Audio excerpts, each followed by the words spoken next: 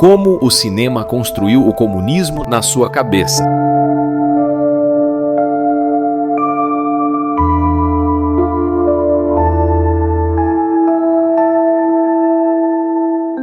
O cinema, desde sua origem, tem sido uma ferramenta poderosa de propaganda e construção de ideologias. Enquanto faço esta introdução necessária, as imagens que você vê são de O Homem com uma Câmera, de Dziga Vertov, filme do qual falarei logo em seguida. Filmes influenciam nossa visão de mundo, e o uso deles a favor do comunismo é a regra, não uma exceção. Durante o século XX, diretores e roteiristas, tanto no leste como no oeste, usaram o cinema para moldar percepções sobre o socialismo, a luta de classes e a revolução. Por trás de tramas emocionantes e personagens carismáticos, temas comunistas foram incorporados sutilmente na narrativa cultural. Neste documentário, veremos como o cinema plantou sementes ideológicas e ajudou a construir o comunismo em nossa imaginação coletiva, muitas vezes sem que percebêssemos. Em construção de uma ideia, estou me referindo a algo mais profundo do que uma simples exposição de conceitos. Falo de um processo silencioso de doutrinação, pelo qual intelectuais orgânicos, figuras de influência em diversas esferas sociais e culturais, inserem gradualmente valores e perspectivas de maneira quase imperceptível.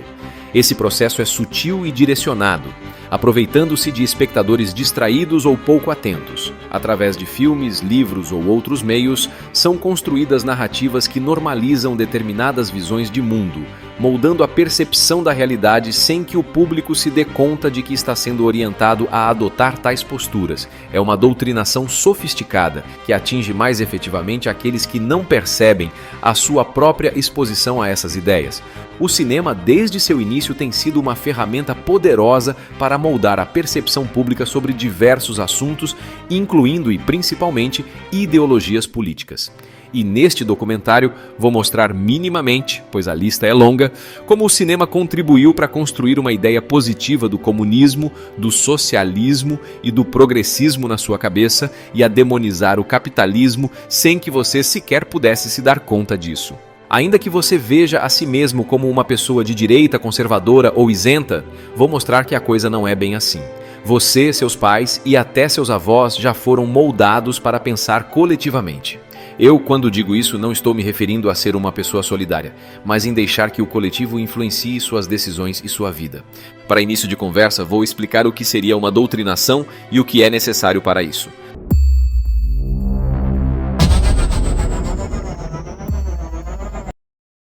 Doutrinação é o processo de influenciar ou moldar as crenças, valores e ideias de uma pessoa ou grupo de forma persistente, geralmente com o objetivo de que adotem uma visão de mundo específica.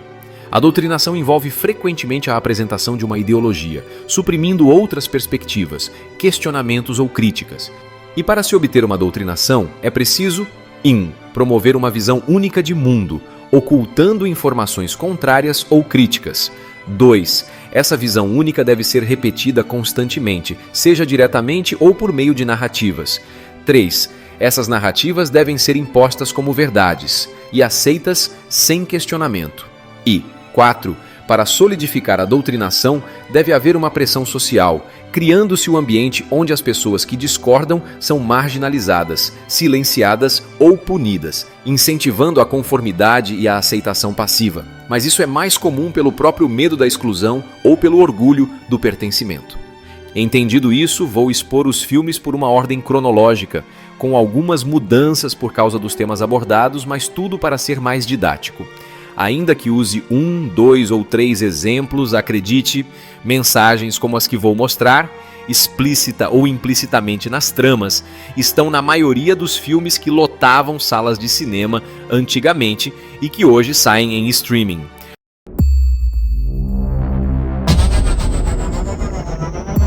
Vou então aos filmes que servirão de exemplos para mostrar como abertamente ou de maneira sutil embutiram mensagens comunistas ou socialistas ou progressistas nas narrativas e você as recebeu e aceitou bem amplamente.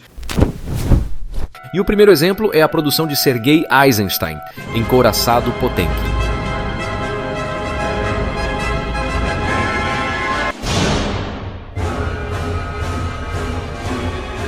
Dirigido por Sergei Eisenstein e lançado em 1925, Encouraçado Potemkin é um dos exemplos mais marcantes do cinema de propaganda comunista. O filme conta a história da revolta de marinheiros a bordo de um navio de guerra contra seus oficiais opressores. A cena da escadaria de Odessa, onde soldados tsaristas atiram em civis desarmados, é uma das mais famosas da história do cinema e foi usada para formar a imagem de brutalidade do regime tsarista e, por extensão, a necessidade da revolução proletária. Eisenstein utilizou técnicas avançadas de montagem para criar uma narrativa emocionalmente poderosa que visava promover os ideais da Revolução Russa e galvanizar o apoio ao comunismo. O filme é emblemático por sua clara função de propaganda, com mensagens explícitas sobre a luta de classes e a solidariedade entre o proletariado. A revolta dos marinheiros é retratada como um microcosmo da Revolução Comunista em si, simbolizando a luta contra a opressão e a busca pela liberdade do povo trabalhador. Essa foi uma maneira direta de injetar a ideologia comunista nas mentes das pessoas, ao mesmo tempo que elevava o cinema como uma forma de arte capaz de influenciar a política e a sociedade. Encouraçado Potemkin é tudo isso e ainda era o filme favorito de Charles Chaplin, Billy Wilder e Elia Kazan, cineastas inoculados não apenas com a aura cinematográfica da obra e sua montagem espetacular, mas também simpáticos à ideia de luta de classes. Entre tantos que fizeram homenagens a Sergei Eisenstein está Brian De Palma. Sua famosa sequência em Os Intocáveis, na escadaria da estação de trem, é uma recriação da icônica cena da escadaria de Odessa no filme Encouraçado Potemkin.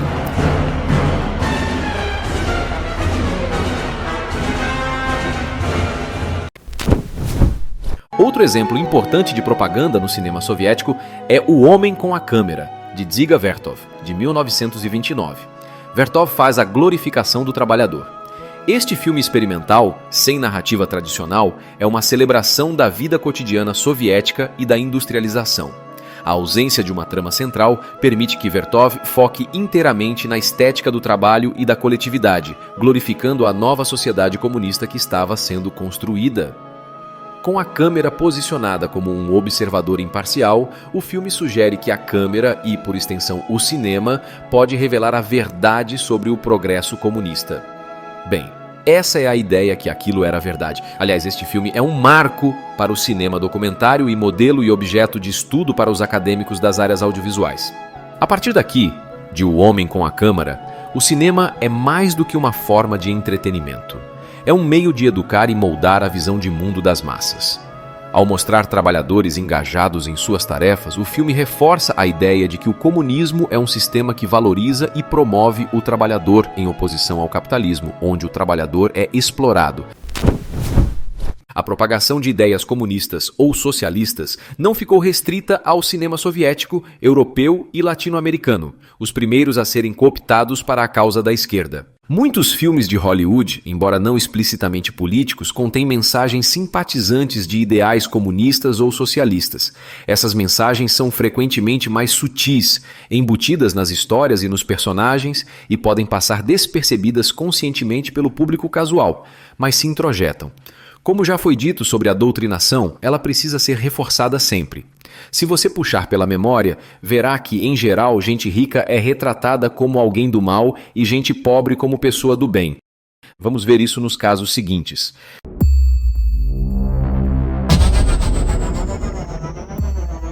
Um dos melhores exemplos é o clássico Tempos Modernos, de Charlie Chaplin. Embora Chaplin nunca tenha se declarado abertamente adepto do comunismo ou do socialismo, suas obras criticavam frequentemente proprietários ou a industrialização. Em Tempos Modernos, Chaplin interpreta o papel de um trabalhador oprimido pelas máquinas, que acaba sendo engolido pela própria linha de produção. A famosa cena em que ele é sugado pelas engrenagens da fábrica é vista pelos círculos intelectuais socialistas como uma alegoria da alienação do trabalhador em um sistema capitalista. Apesar do filme não promover explicitamente o comunismo, sua crítica ao capitalismo e à exploração do trabalhador sugere uma simpatia ao modelo de Karl Marx. Chaplin, aliás, foi mais tarde acusado de simpatizar com o comunismo durante o período de caça às bruxas nos Estados Unidos. Outro exemplo é Viva Zapata, dirigido por Elia Kazan e estrelado por Marlon Brando no papel de Emiliano Zapata, o revolucionário mexicano. Emiliano O filme apresenta Zapata como um herói do povo, lutando contra a opressão do governo e dos latifundiários. Embora não seja abertamente comunista, a figura de Zapata é retratada de forma semelhante a líderes revolucionários marxistas, como Lenin ou Fidel Castro. Ele é o defensor dos pobres, alguém que luta por justiça social e redistribuição de terras, temas centrais nas ideologias socialistas e comunistas. Kazan, embora mais tarde tenha cooperado com o Comitê de Atividades Anti-Americanas durante o período do macartismo, explorou além da conta temas de luta de classes e justiça social em seus filmes. Se não tinha simpatias socialistas, foi um idiota útil da esquerda. De qualquer forma, como excelente cineasta, viveu muito bem com o que só o capitalismo pode dar. Sei que você quer saber quais filmes mais novos se encaixam na narrativa comunista, mas estou na fase de mostrar como seus avós já eram doutrinados e nem sabiam. I gotta speak to you. You mean me?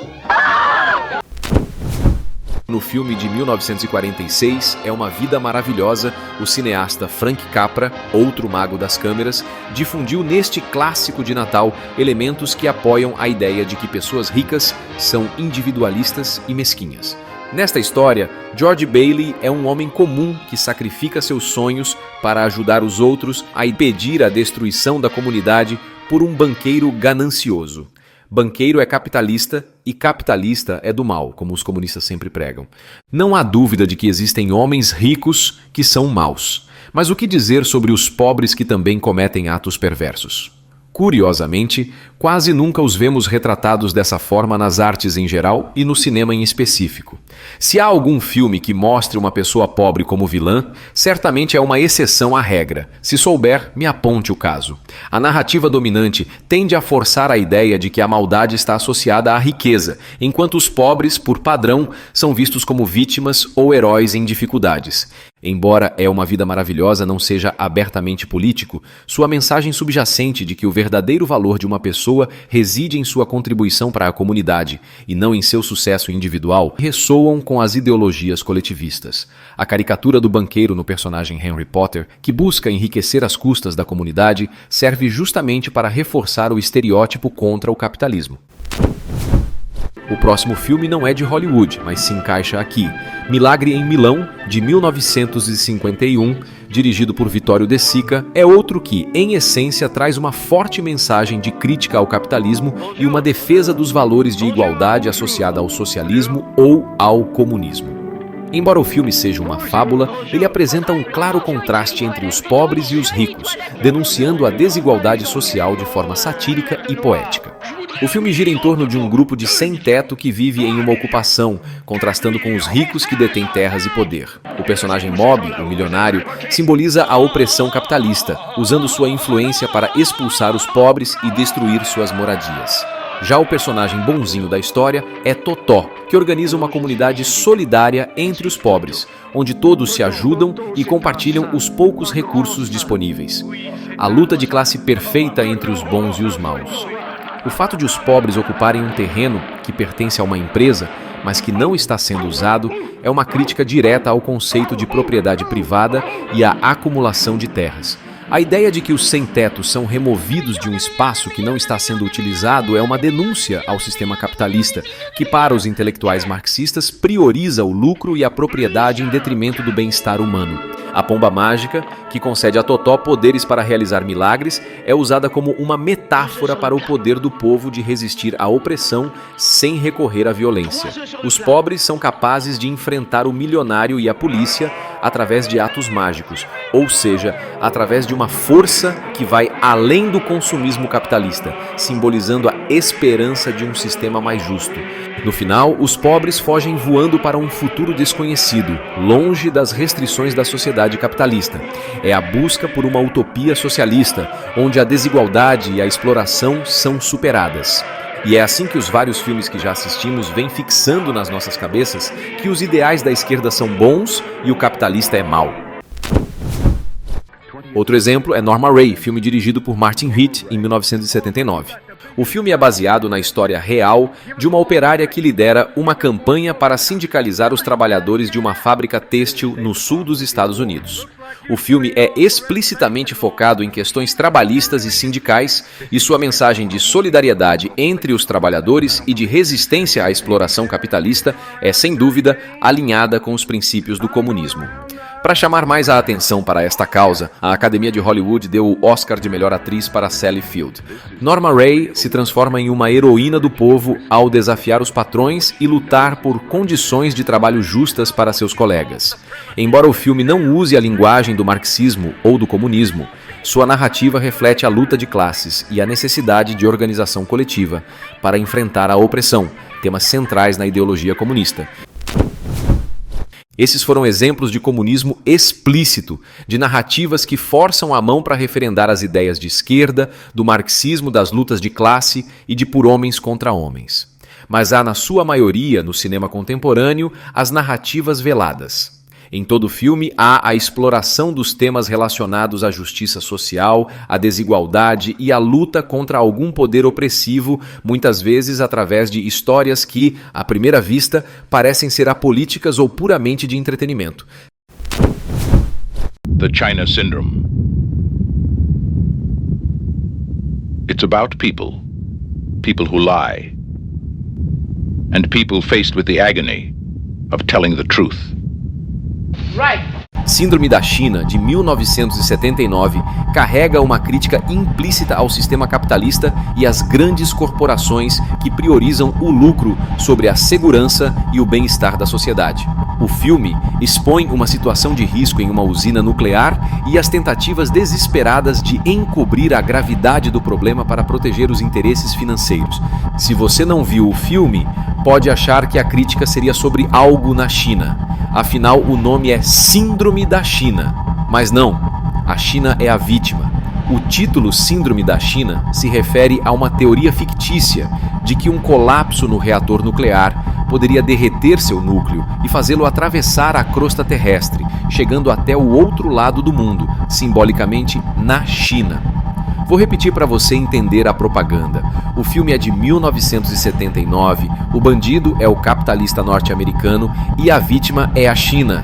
Se algum youtuber disser que as coisas hoje estão assim e assado e que antes não era tão ruim, entenda, eles não sabem o que dizem.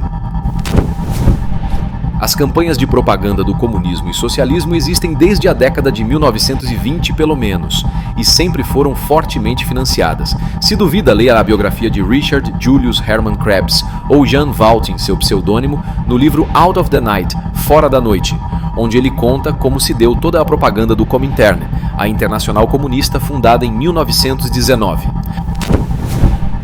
Voltando ao filme, o centro da narrativa de Síndrome da China é a tentativa de encobrir um acidente grave na usina nuclear causada pela tendência das grandes corporações capitalistas de minimizar problemas para não prejudicar seus lucros. O presidente da empresa que controla a usina nuclear não hesita em pressionar seus subordinados a esconder as falhas para evitar que a imagem da corporação seja arruinada. Se o inimigo fosse apenas o governo, até haveria um nexo, pois governos são ineficazes e corruptos. No entanto, para o intelectual cineasta, roteirista ou produtor, o vilão é quase sempre um CNPJ, como se fossem as empresas que dominassem os governos. Na realidade, muitas vezes são os governos que manipulam e usam as empresas para manterem-se no poder, criando uma relação de controle e conveniência mútua. No filme, Jack, interpretado por Jack Lemmon, percebe que o acidente foi muito mais grave do que inicialmente reportado e tenta alertar seus superiores, mas é ignorado. Então ele se tranca na sala de controle e exige que uma repórter leve a verdade ao público. A urgência de sua mensagem é clara. O sistema está sendo corrompido por interesses financeiros capitalistas para censurar a informação.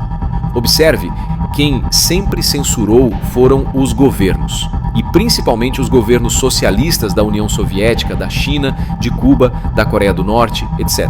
Mas nos filmes, a manipulação é sempre de empresas capitalistas. Neste filme, a repórter é interpretada por Jane Fonda, que adiciona uma camada a mais, já que Fonda é conhecida por seu ativismo de esquerda e por suas críticas ao capitalismo desde o início da Guerra do Vietnã. Ela representa uma jornalista que acaba se tornando uma heroína ao expor a verdade.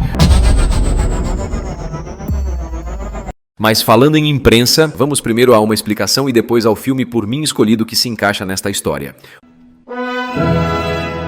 O espectador deste documentário deve agora aprender uma conjuntura que faz destes filmes das décadas de 1960 e 1970 especiais do ponto de vista político-cultural. Estamos praticamente no auge da Guerra Fria e duas formas de pensar o mundo brigam em todas as áreas. Na armamentista e no esporte eram bem visíveis, mas no campo cultural, político e econômico, a coisa se dava em termos de mentiras, meias-verdades e contra-informação para compor argumentos de convencimento. Ou seja, igualzinho a hoje, mas com nomes diferentes, agora chamamos de fake news, falácias e discurso de ódio. Considerando então a conjuntura da época, a mídia mundial ainda se concentrava muito nas mãos de industriais e financistas que não confiavam numa economia centralizada e viam os comunistas como usurpadores, já que todos haviam tomado o poder na base da revolução. A mídia estava nas mãos de poucos conglomerados e famílias influentes que utilizavam suas redes de TV e jornais como instrumentos para promover seus interesses e manter o controle sobre a narrativa pública. Abro um parênteses aqui para dizer que isso não é nada além do que faziam e fazem os comunistas nas suas terras, e nada além do que os agora chamados globalistas fazem por todo o mundo ocidental. Os globalistas nada mais são que os filhos e netos dos caras que uma vez seguraram os socialistas na primeira metade do século XX. Agora suas famílias se aliaram a eles para se manterem todos juntos no poder, já que a própria mídia e a indústria do entretenimento os alimentaram e os colocaram no poder. As famílias poderosas do mundo fizeram como os filhos da floresta e criaram a partir dos socialistas os progressistas e wokeistas como seus White Walkers. E não há surpresa, todos querem controlar a opinião pública. Ponto final. Mas, voltando à conjuntura, a mídia era controlada por capitalistas e os artistas e jornalistas já nesta época eram a categoria mais esquerdista do mundo, como sempre foram. As exceções eram os donos de jornais, rádios e TVs e os primeiros no comando de suas redações. Do secretário de redação para baixo, já eram todos comuna, mas isso é uma hipérbole. Claro que havia raras exceções. Esse cenário gerou uma reação dos intelectuais da esquerda da época que viam a mídia como um dos pilares do sistema capitalista, usada para manipular a opinião pública e manter a hegemonia cultural. Eles são quem mereciam ter o controle da imprensa, como já ensinara o italiano Antonio Gramsci. Daí surgiram filmes mostrando como a mídia era manipuladora, mas claro, só as controladas pelos capitalistas. A crítica a esse poder concentrado foi um tema explorado no cinema, como em Rede de Intrigas, de 1976, que retrata como seria a lógica corporativa de maximização de lucro e decisões editoriais, transformando a mídia em um espetáculo sensacionalista. I want all of you to get up out of your chairs. I want you to get up right now and go to the window, open it, and stick your head out and yell, I'm as mad as hell, and I'm not going to take this anymore. Things have got to change. How many stations does this go out? You've got to get mad. You've got to say... O filme foi dirigido por Sidney Lumet e segue Howard Beale, personagem de Peter Finch, um âncora de telejornal que, após ser demitido por baixa audiência, anuncia ao vivo que vai se suicidar. Isso causa um aumento repentino na audiência, e os executivos decidem explorá-lo como um profeta da TV, transformando-o em um ícone de descontentamento popular. Billy se torna uma sensação nacional, gritando para a câmera um famoso bordão: "Estou louco da vida e não vou mais tolerar isso." Mas ele começa a expor segredos corporativos e é emparedado pelo dono da TV, que o ameaça de nova demissão se não se encaixar nos interesses da empresa. Então a audiência cai novamente e a diretora executiva Diana Christensen, interpretada por Faye Dunaway, sugere matá-lo ao vivo para manter o espetáculo. Os executivos aprovam a ideia e Billy é assassinado a tiros no ar durante uma transmissão, tornando-se a primeira pessoa a ser morta por baixa audiência. A cena final destaca o rosto de Billy ao lado de comerciais, mostrando que, para a rede de TV, até a morte é uma mercadoria.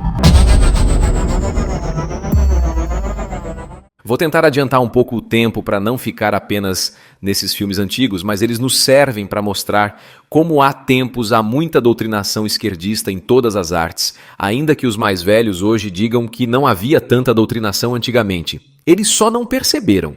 Os ideais progressistas ou esquerdistas, sem parecer abertamente ideológicos, são muitas vezes aqueles que exploram temas como justiça social, luta de classes, direitos civis e questões ambientais, mas o fazem através de narrativas cativantes e personagens complexos, o que disfarça em parte as intenções de fazer a cabeça do espectador. A partir da década de 80, a maioria dos filmes já tinha os temas pró-esquerda encaixados na trama de modo mais sutil.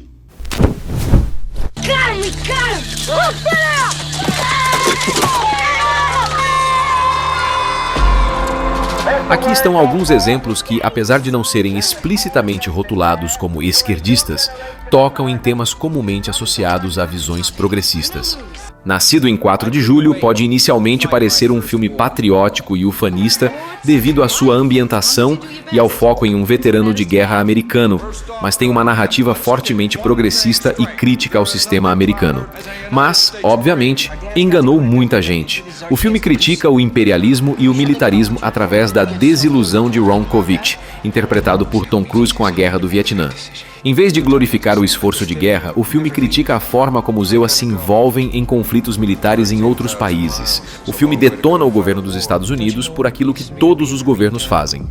A negligência com os veteranos, a manipulação ao enviá-los para a guerra e a desconexão entre o que é prometido e o que é oferecido são visões progressistas, enquanto que, para quem acredita em liberdade, os Estados Unidos estariam evitando que mais um país da Ásia se transformasse, como ocorreu em um totalitarismo de esquerda, e que, após a saída dos americanos da guerra, matou pelo menos o mesmo tanto de gente que já havia morrido lá. E a coisa mais esquerdista do filme é a referência do personagem ser retratado como uma vítima do sistema, e depois um ativista que lidera movimentos civis de pacificação, ou seja, entregar o Vietnã aos comunistas. Até hoje, no entanto, muitos consideram o filme ufanista do espírito americano. Oliver Stone, que dirigiu Nascido em 4 de julho, já tinha detonado o capitalismo em Wall Street, lançado 2 anos antes. O filme apresenta narrativas claramente inclinadas à esquerda, como apresentar a ganância e o desejo de lucro como únicos objetivos de quem trabalha na bolsa, aborda o capitalismo como predador da classe trabalhadora, exemplificado no desmonte da empresa aérea Blue Star Airlines, o que teria levado centenas de trabalhadores ao desemprego. Além de criar um arco dramático do protagonista que inicialmente busca o sucesso a qualquer custo, mas depois percebe os efeitos destrutivos do individualismo e toma medidas de responsabilidade social. Outro filme que o espectador médio nem sonha que seja suco de esquerdismo é Thelma e Louise, de 1991, dirigido por Ridley Scott. Pode parecer à primeira vista uma celebração da liberdade individual, que frequentemente é associada às narrativas de direita, mas na verdade está recheado de narrativas de esquerda, especialmente quando se considera sua crítica às normas sociais ditas patriarcais e o foco em temas de justiça social. Thelma e Louise é essencialmente uma jornada de libertação feminina. As protagonistas, interpretadas por Susan Sarandon e Geena Davis, escapam de relacionamentos ruins, assumindo o controle de suas próprias vidas em um mundo dominado por homens. Claro que toda a tentativa de ser esquerdista nem sempre dá certo. Por exemplo, para a trama, é o mundo machista o responsável pelo abuso, assédio sexual e estupro de Thelma, mas é uma solução conservadora a de Louise reagir com uma arma na mão e matar o agressor. O que era para ser crítica aqui só mostrou que a solução conservadora é que empodera a mulher. Parte do filme é fuga, o que representa para a esquerda as falhas sistêmicas que fazem as mulheres se sentirem impotentes. O comportamento das protagonistas não é apenas um ato de rebelião pessoal, mas uma resposta a um sistema de justiça que historicamente falha em proteger as mulheres, principalmente quando elas são vítimas da violência masculina. Como eu disse, narrativa progressista para empurrar as mulheres contra os homens do começo ao fim.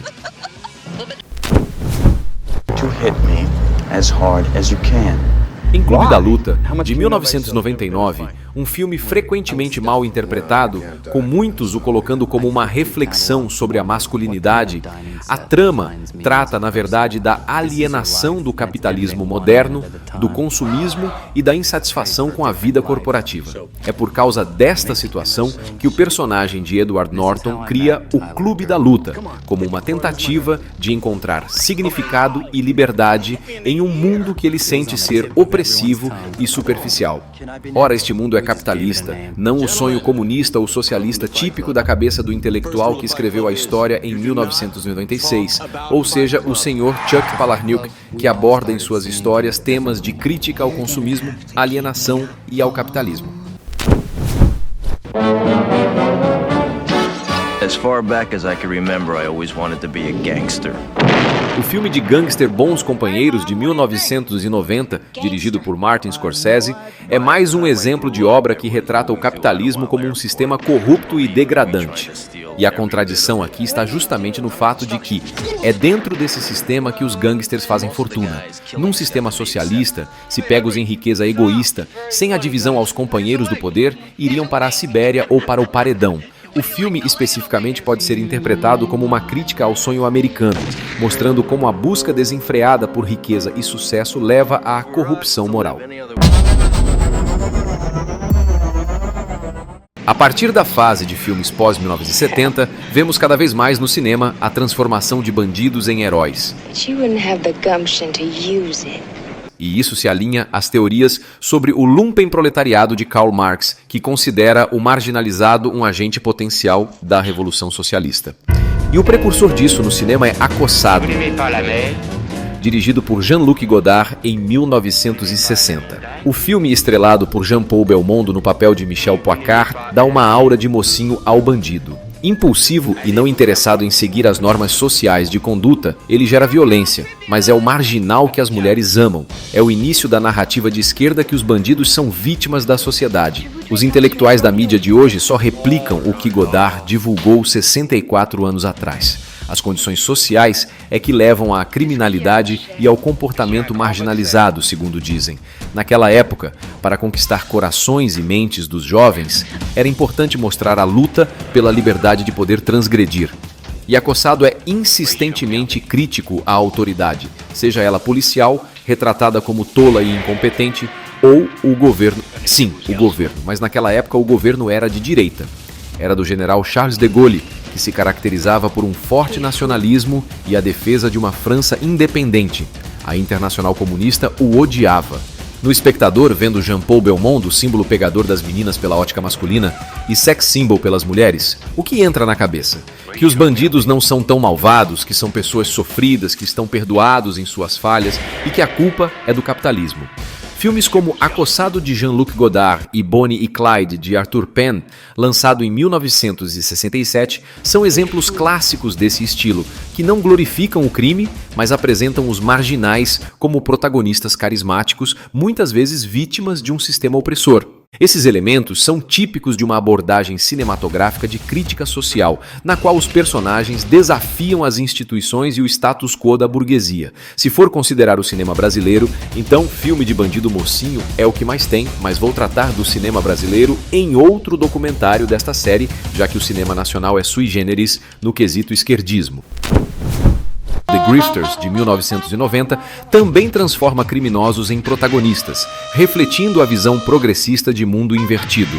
Dirigido por Stephen Frears, com Angelica Houston, Annette Bening e John Cusack, o filme baseia-se no romance de Jim Thompson e explora a vida de golpistas que manipulam, mentem e enganam para sobreviver. Embora retrate a luta por dinheiro e status no submundo, o filme, ao dar uma estética da marginalidade, o faz de forma a dar aos criminosos uma aura de fascinação e empatia, reforçando que, no contexto progressista, os vigaristas são vítimas das estruturas sociais e agem motivados pela necessidade e pelo desespero, e não por pura maldade ou ambição desenfreada.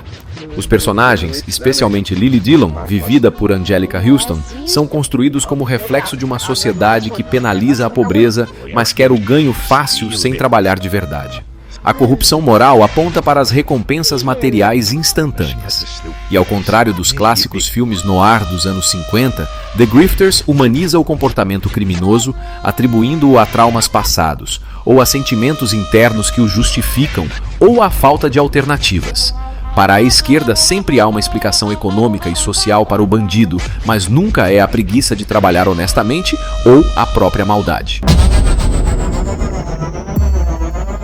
Considerando o cidadão médio brasileiro e a necessidade de sempre avisar sobre a presença de ironia ou entendimento, vai aquele disclaimer que ninguém é contra preservar o meio ambiente, como querem acusar os esquerdistas em geral contra os não esquerdistas, mas se está falando aqui de uma neura preservatória paranoica dos idiotas úteis do tipo Greenpeace e do lobby de corporações e governos de certos países buscando frear o desenvolvimento de outros. A partir dos anos 1970, também surge fortemente uma nova frente de doutrinação para acusar o capitalismo dos males do mundo, o ambientalismo. Vários filmes ajudaram a sensibilizar o público sobre os temas ecológicos e a preparar o terreno para a normalização da ideia de que o homem vai destruir o planeta e que, por isso, apenas certos países chaves devem evitar explorar suas reservas minerais, ou ter mais áreas cultivadas, ou aumentar seus gados nos pastos, pois se fizerem isso, o mundo acaba. Os filmes que anteciparam essa onda e influenciaram o pensamento da população eram geralmente os de ficção científica, uma estratégia fantástica, pois já podia dar como certo que o homem destruiu a Terra e agora precisava de novos mundos. Um dos pioneiros nessa ideia é Corrida Silenciosa, de 1972, dirigido por Douglas Trumbull e estrelado por Bruce Dern.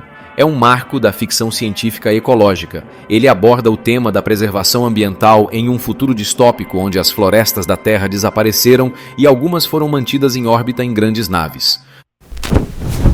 What is the secret of Soylent Green? No ano seguinte saiu Soylent Green. Este clássico da ficção científica, dirigido por Richard Fleischer, se passa em 2022 e apresenta um futuro no qual a superpopulação e a destruição ambiental levaram a crises de alimentos. Como você pode ver, os ambientalistas daquela época erravam feio igual aos de hoje. Já passamos 2 anos daquele futuro que eles avistavam para nós. E estaríamos com mais alimentos na mesa se não fossem as medidas de esquerda como o tal de ESG, Environmental, Social and Governance, para deixar tudo mais caro. Until now, you've never really seen the world you live in. Em 1982 saiu Koyaanisqatsi, o filme com nome complicado que significa Vida Fora de Equilíbrio, na língua Hopi. Dirigido por Godfrey Hedgew, este documentário experimental mostra o impacto destrutivo da industrialização e da modernidade no meio ambiente e nas vidas humanas ao som de música, sem diálogos ou narração. Assustar o espectador sempre dá certo, como vimos na pandemia. O documentário de Al Gore, Uma Verdade Inconveniente, lançado em 2006, é outro que disse um monte de coisas que não aconteceram. No campo do ambientalismo, é melhor fazer ficção científica, que aí se tem desculpa para errar. Em 1988 foi lançado A Montanha dos Gorilas, estrelado por Sigourney Weaver, que apresenta uma narrativa centrada no ativismo ambiental ao contar a história da primatologista Dian Fossey. O filme retrata sua luta pela proteção dos gorilas das montanhas de Ruanda contra caçadores ilegais e comerciantes, criticando diretamente a destruição ambiental e a morte dos animais. Faltou dizer neste filme que o governo do país, por muitos anos antes e muitos depois, foi uma ditadura que se relacionava mais amigavelmente com a China por conta das terras raras. E Ruanda, assim como a África em geral, por ter um capitalismo pouco desenvolvido, dependia de qualquer coisa para fazer dinheiro e alimentar a população, inclusive vender gorilas vivos ou mortos. O problema ambiental é consequência da falta de capitalismo, não o excesso dele. Para colocar a sementinha do ambientalismo nas crianças, coisa que provavelmente não se tira mais, surgiu Ferngully, As Aventuras de Zack e Krista na Floresta Tropical, em 1992. O filme animado, que é baseado num livro para crianças, praticamente começou a campanha de opinião pública de deixar as florestas tropicais intocáveis. O vilão é Hexus, uma entidade que representa poluição e destruição, como uma analogia para os impactos da industrialização sobre o meio ambiente. Procurei pela exibição deste filme na China, inclusive com buscas em mandarim, e não encontrei nada. Pesquisei até via inteligência artificial, e ela me retornou isso. O tema é abertamente ambientalista, o que poderia ter dificultado a aceitação na época, especialmente em mercados que priorizavam o desenvolvimento industrial. O filme critica a destruição das florestas tropicais por interesses econômicos e apresenta uma mensagem de conservação ambiental que poderia ter sido considerada sensível ou polêmica em alguns contextos políticos e econômicos, como o chinês. A China pode poluir os oceanos, ter a maior produção de carvão mineral do mundo, destruir um monte suas florestas, porque afinal de contas, o problema está no Ocidente. Aviso de ironia. Avatar, de 2009, dirigido por James Cameron, é outro filme que apresenta a narrativa ambientalista com uma ficção científica. Mas este tem elementos a mais, pois ainda carrega uma crítica social que toca em temas frequentemente associados ao pensamento de esquerda, como o colonialismo e a resistência dos povos colonizados.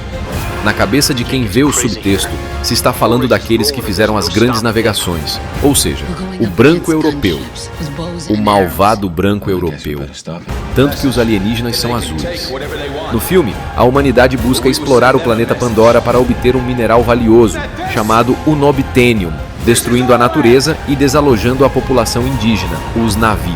Este conflito espelha a colonização da Terra, onde povos indígenas foram despojados de suas terras e recursos em nome do progresso econômico. A mensagem de Avatar deve ser entendida no espectador como uma crítica ao capitalismo predatório e ao imperialismo, sugerindo que a busca por lucro e poder ocorre às custas de ecossistemas e culturas nativas. A resistência dos Na'vi contra a invasão humana é uma analogia clara para a luta dos povos indígenas contra forças coloniais e corporações, além da já falada vertente mais promissora hoje do esquerdismo, que é a defesa ambiental. Daria para colocar Síndrome da China, filme já citado, e mais uma penca de filmes lançados aqui neste tópico. Mas você já entendeu o que eu quero dizer. Para muitos já está solidificado que sem o homem o mundo estaria melhor. Para um outro tanto, o mundo com apenas comunistas, socialistas e progressistas comendo alface seria um mundo bem melhor. Para convencer o espectador hoje de que o homem é tão necessário na Terra como a abelha, seria preciso meio século de filmes com a mesma retórica martelando na cabeça das pessoas, como a esquerda tão bem fez durante pelo menos os últimos 50 anos para culpá-lo de ser o mal do mundo. Na lista de agendas a serem difundidas pela esquerda e que o cinema adora está a desigualdade social. Neste caso, vou direto aos mais recentes, ainda que no passado há vários filmes vencedores de Oscars neste quesito. O já citado Tempos Modernos, Ladrão de Bicicleta e As Vinhas da Ira seriam os clássicos máximos. Mas para não desagradar os cinéfilos atuais, vou para os filmes recentes, começando por O Poço, de 2019, do diretor Galder Gaztelu Urrutia e dos roteiristas David Dezola e Pedro Ribeiro. Dito por eles mesmos, o filme queria criar uma metáfora direta para as desigualdades sociais e econômicas. Ambientado em uma prisão vertical, o filme mostra como a comida é enviada de cima para baixo, sendo consumida pelos presos nos andares superiores, enquanto os de baixo sobrevivem com sobras ou nada. Essa estrutura, segundo a ideia dos produtores, reflete o funcionamento do capitalismo, onde os mais privilegiados acumulam recursos, deixando pouco para os menos favorecidos. O que faltou aos produtores foi entender de economia de verdade. Não é correto afirmar que a economia é um jogo de soma zero, onde para alguém ganhar, outro necessariamente perde. Na verdade, a economia funciona como um sistema de criação de valor, no qual a riqueza pode ser aumentada sem implicar em redução de riqueza de outras pessoas. Isso ocorre porque a produtividade e a tecnologia fazem crescer a economia. Quando empresas criam novos produtos ou serviços, elas aumentam o valor total disponível na economia. Esse processo permite que mais pessoas possam ter acesso a bens e oportunidades, sem que seja necessário tirar de alguém para dar a outro. Mas esta ideia não serve à causa, então as analogias são sempre essas da soma zero, de que se alguém está sem nada, é porque alguém de cima está levando o dele. Os produtores, se beneficiando da falta de inteligência do espectador médio atual, usaram justamente uma metáfora pouco convincente para o filme. Numa prisão, ninguém produz. Os presos só consomem. Está aí o erro. Acabou então que a situação trouxe mesmo uma interpretação pela valorização moral das atitudes pessoais e não a desigualdade de classe que pretendiam. No caso do Poço, o protagonista, Goreng, percebe que a única maneira de haver justiça é por meio da redistribuição equitativa, um princípio central no socialismo. Mas, sem uma norma local para definir que todos devem ser bonzinhos, sobra apenas a solidariedade moral de quem dá o seu quinhão voluntariamente. Algo que é individual e vem muito da criação, o que deu um nó nos socialistas. A intenção crítica só fica clara porque os produtores encontraram o jeito de criar as classes privilegiadas em cima e porque falaram suas intenções em entrevistas de divulgação após a paranoia das audiências em não entender direito o que aquilo queria dizer. Os produtores pularam no barquinho onde a categoria dos artistas mais se identifica, ou seja, do lado da esquerda. O próximo filme funciona bem como propaganda de uma utopia socialista por conta de uma doutrinação já completa na cabeça de milhões de pessoas. This is your destiny. Expresso do Amanhã, de 2013, dirigido por Bong Joon-ho, é uma ficção científica distópica que gostaria de criticar a desigualdade de classes que o capitalismo supostamente acarreta. Claro, tem a mensagem ambientalista do aquecimento global e etc., mas já falamos disso com outros exemplos. O filme se passa em um trem que percorre o mundo após um cataclisma climático, no qual os vagões são divididos hierarquicamente de acordo com a condição econômica de seus passageiros. Nos vagões da frente, os ricos desfrutam de luxos, enquanto os pobres, confinados nos vagões traseiros, vivem em condições desumanas e lutam para sobreviver com racionamento de comida e opressão constante. Essa divisão estrutural do trem, conforme a cartilha socialista, é uma metáfora para a luta de classes, com os passageiros dos vagões traseiros simbolizando os trabalhadores explorados, enquanto os da frente representam as elites que controlam os recursos e o poder. Ao longo do filme, os passageiros oprimidos iniciam uma revolta, tentando chegar à frente do trem para tomar o controle, em uma clara alusão às revoluções socialistas. A narrativa que busca criticar o capitalismo, me parece, está mais próxima de países como Cuba, Coreia do Norte, China e hoje Venezuela. Mas como o diretor Bong Joon-ho, o mesmo de Parasita, baseou-se na obra do roteirista francês Jacques Lob e do ilustrador Jean-Marc Rochette, que tem experiências em protestos e lutas ambientais na França, não dá para dizer que a obra não seria desde a concepção uma crítica ao que eles julgam ser capitalismo. A desigualdade social ainda está nos filmes que você viu recentemente como Parasita, Coringa e Os Miseráveis. E todos eles lhe ensinaram alguma coisa como ser ela algo ruim, o que está correto, e ser causada pela ganância do homem e pelo capitalismo, o que é só uma narrativa para se chegar, estar e permanecer no poder. E isso é completamente realista com o que sempre vimos nos países menos capitalistas. Quanto menos capitalismo, mais a igualdade na pobreza, menos liberdade e sempre uma elite de esquerda rica. Mas você talvez viu todos ou alguns dos filmes que eu trouxe aqui e acredita mais neles do que no que digo. Viu todo esse documentário sem concordar comigo. Se for o caso, quem sabe eu convença você no próximo vídeo desta série.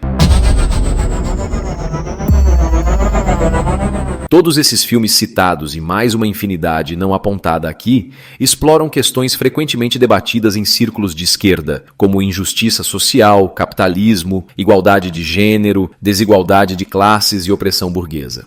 Em muitos casos, percebe-se só entendendo o subtexto dessas obras.